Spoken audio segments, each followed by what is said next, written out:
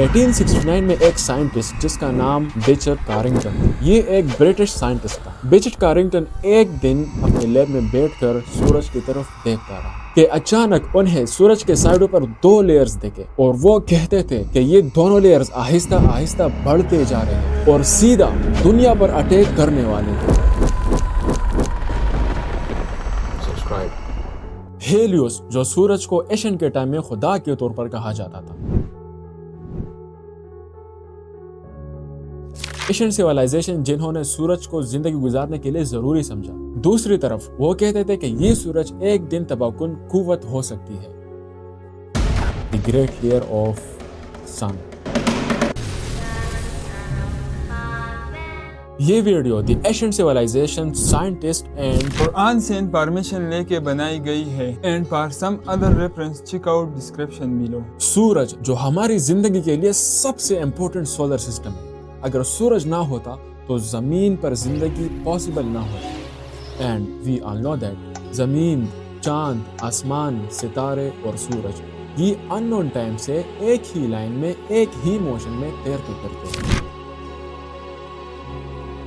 اللہ قرآن میں فرماتا ہے کہ ہر چیز اپنی مدار میں تیرتے پھرتے ہیں۔ اب باقی سیاروں کو ہم ایزیلی ٹیلیسکوپ کے ذریعے دیکھ سکتے ہیں، جیسے کہ مون اور جوپیٹر،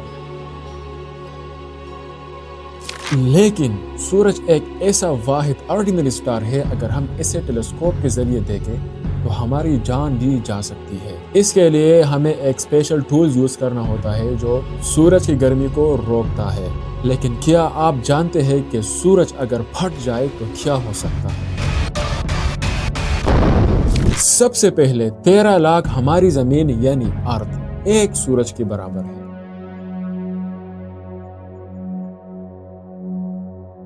سورج کا پھٹنا تو دور کی بات ہے، اگر ایک بھی لیئر ہماری زمین کے سطح پر آ جائے تو جتنی بھی ٹیکنالوجیز آج تک بنی ہے ساری کی ساری مٹ جائے گی، اور اس میں سب سے بڑی ٹیکنالوجیز جو سب سے پہلے بروک کر دی جائے گی وہ ہے انٹرنیٹ، اور ہم انسان بھی اس لیئر کی وجہ سے آہستہ آہستہ ختم ہو جائیں گے۔ بٹ اگر یہ لیئر سالوں تک ہماری زمین پر رہے تو، کیونکہ سن مختلف قسم کی گیسوں سے بنا ہے، جس میں جو سب سے بڑے موجود ہے وہ ہے ہائیڈروجن جو 74% ہے اور ہیلیم جو 24% ہے۔ اگر ان دونوں پرسنٹیج کو آپس میں ملائے تو یہ بنتے ہیں 98%، اور باقی 2% جو بچتا ہے اس میں باقی مختلف گیسز ہے، جیسے کہ نیون، آئرن، آکسیجن وغیرہ۔ یہ چھوٹے موٹے گیسز تو بالکل ٹھیک ہے، لیکن جو سب سے بڑے ہیں ہائیڈروجن اور ہیلیم، یہ دونوں ہمارے لیے بہت خطرناک ہیں۔ اگر یہ دونوں گیسز ہمارے باڈی کے اندر جائے سانس کے ذریعے تو کیا ہوگا؟ Number 1، hydrogen is odorless, colorless and tasteless,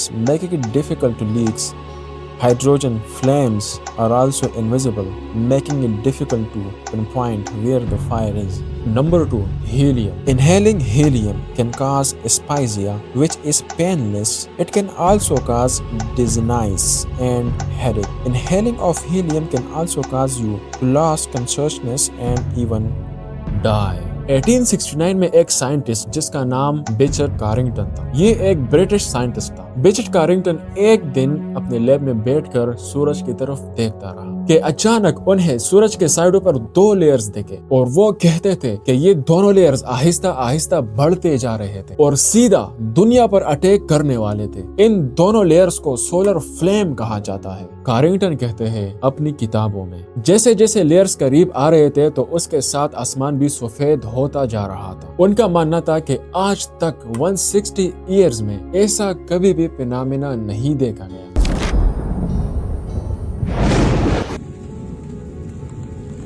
اس زمانے میں بجلی تاروں کے ذریعے ہوا کرتی تھی، بٹ لائٹ نہیں تھا۔ اس زمانے میں سگنل کے تھرو کمیونیکیشن تو ہوا کرتی تھی، بٹ ٹیلی فون نہیں تھے۔ اس کی جگہ ایک ڈیوائس ہوا کرتی تھی جو ٹیلی گراف کے نام سے جانا جاتا ہے۔ اس زمانے میں اس ڈیوائس کے باوجود زیادہ تر لوگ لیٹر کمیونیکیشن کیا کرتے تھے۔ اس ڈیوائس کو ٹیلی گراف کو بیٹریز کے ذریعے آپریٹ کیا جاتا تھا جو سورج سے چارج ہوا کرتی تھی۔ یہ بیٹری سورج کے لائٹ پر ڈیپینڈ کیا کرتی تھی۔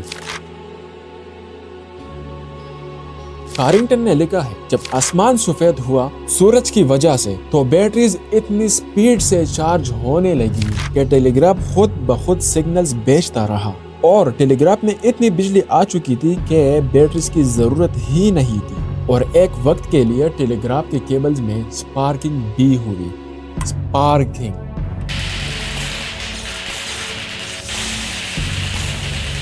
بجٹ کارنگٹن کون تھے، ان کا اصل نام کیا تھا، کہاں رہتا تھا؟ So we will talk on him in next video maybe۔ اگر ٹیلی گراف کے کیبل میں سپارکنگ ہو سکتی ہے تو گرڈ اسٹیشن میں بھی جہاں پر کیبلز ہوتے ہیں وہاں پر بھی اثرات ہو سکتے ہیں۔ 2025 میں اگر یہ لیئر ہماری زمین پر آ جائے تو بجلی بالکل ختم ہو جائے گی۔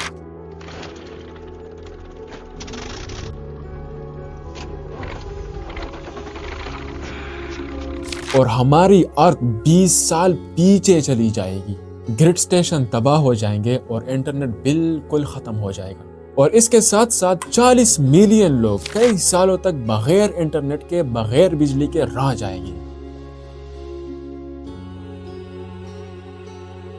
اس سورج پر اگر غور کیا جائے تو 2 ڈاٹس آپ کو نظر آئیں گے، اس سے میگنیٹک فیلڈز کریٹ ہوتے ہیں۔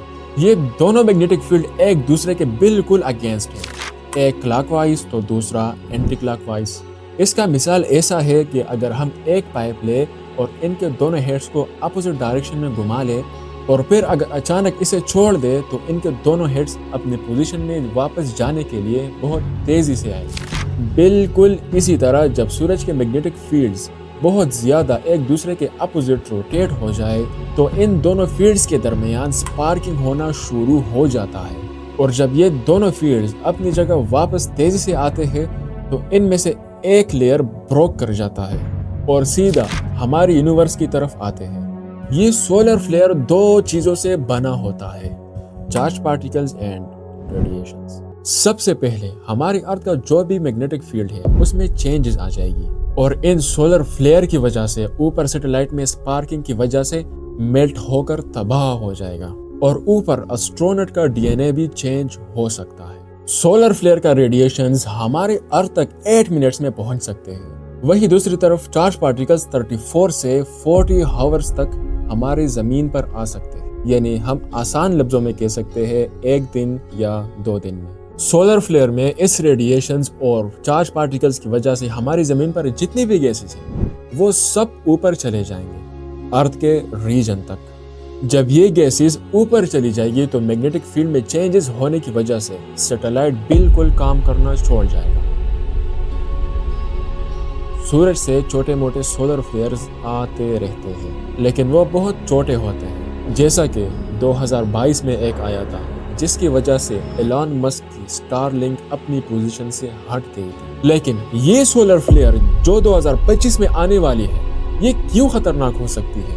سورج اپنے پولز کو چینج کرتا ہے، لیکن یہ 11 ایئرز بعد ہوتا ہے، اور ان پولز کے چینجز کی وجہ سے سورج کا سارا سسٹم اپوزٹ ہو جاتا ہے، جس کی وجہ سے میگنیٹک فیلڈ بھی چینج ہو جائے گی۔ جو کلاک وائز ہے وہ اینٹی کلاک وائز ہو جائے گی، اور جو اینٹی کلاک وائز ہے وہ کلاک وائز ہو جائے گی۔ لیکن آپ کو بالکل ڈرنے کی ضرورت نہیں ہے، کیونکہ اس لیئر کا صرف 3% چانسز ہے ہماری یونیورس آنے کا۔ پھر تو دادا جی کو چاہیے کہ ایک الارم کریٹ کر لیں جو ہمیں 2 دن پہلے آگاہ کر لے، تاکہ ہم خود کو پروٹیکٹ کر لیں۔ سبسکرائب۔